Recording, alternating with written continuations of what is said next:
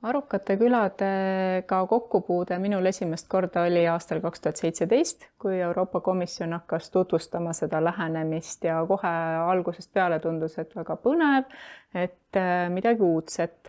Ja siis selline suurem kokkupuude oli, kui me Eestis tegime liiderkoostööprojekti ühiselt siis teiste liiderpiirkondadega ja piloteerisime 24 Eesti külaga arukate külade kontseptsiooni rakendamist.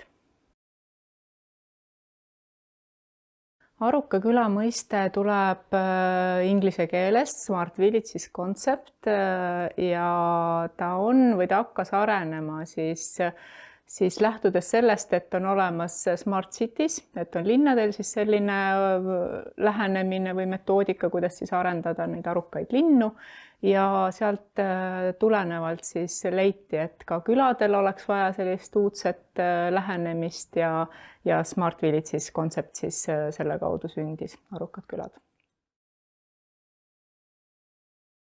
Arukas küla on siis selline küla, kus inimesed koostöös läbi erinevate huvigruppide kaasamise töötavad välja siis Aruka küla strateegia, rakendavad seda ja kõige selle eesmärgiks on siis just selliste innovatiivsete, uudsete lahenduste ellukutsumine kohalikul tasandil, hästi mikrotasandil.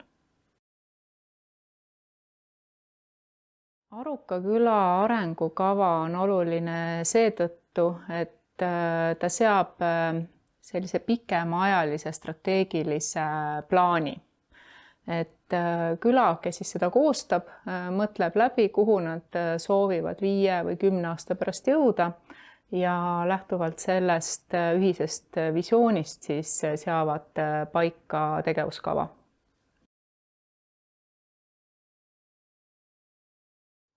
Kindlasti saab. Et nagu me oleme harjunud strateegiatest mõtlema, siis need on üsna mahukad dokumendid. Aga strateegia ei pruugi sugugi olla 50-leheküljeline dokument, vaid võib ka täiesti vabalt olla 3-4 lehel.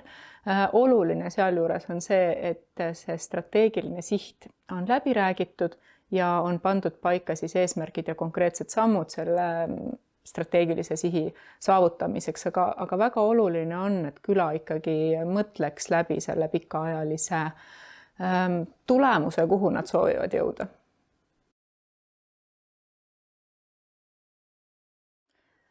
Kindlasti on oluline aktiivgrupi olemasolu, et inimesed, kes siis veaksid eest seda protsessi, kaasaksid ka teised külaelanikud, sest jah, Aruka küla puhul on väga oluline just selline erinevate sihtrühmade kaasatus ja nende panus strateegiasse, nii strateegia loomisesse kui ka siis selle elluviimisesse.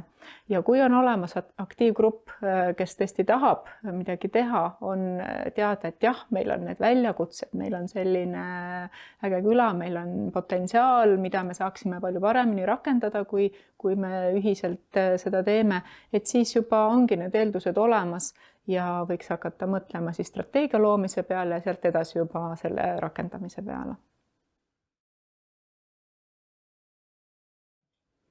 Aruka küla kontseptsiooni üks osa on ka erinevate partnerite kaasatus. Nii siis väga külatasandil, kohalikul tasandil, et kaasata ka oma piirkonna näiteks ettevõtjad, erinevad mittetulundusühendused, arendusorganisatsioonid, kui ka kohalik omavalitsus. Ja kindlasti läbi selle protsessi, kui seda strateegiat luuakse, muutub küla oluliselt rohkem nähtavaks ka siis otsustajate ja ka rahastajate silmis.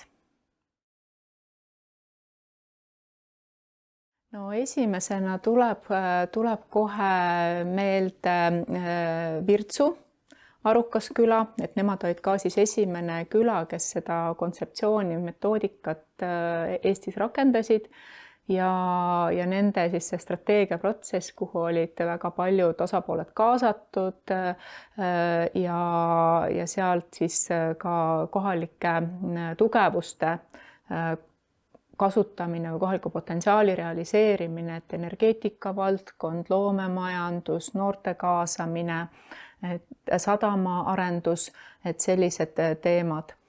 Ja loomulikult ka kindlasti Naviküla Võrumaal, et nende strateegia keskmes oli külainimeste, kohalike inimeste elukvaliteedi tõstmine.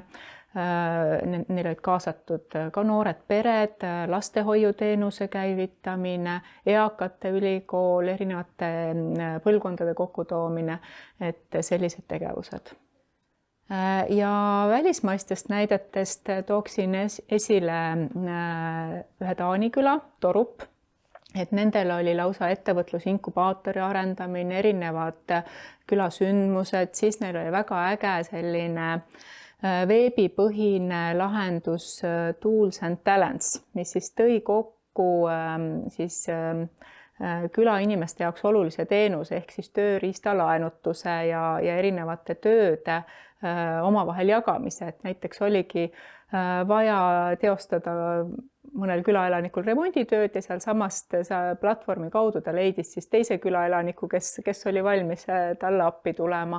Samuti tööriistade laenutus, et ei ole ju tarvidust kõigil osta endale kõiki võimalikke tööriistu, aga siis ühiselt neid hallati ja külaelanikud said siis neid erinevaid tööriistu seal ühiselt kasutada.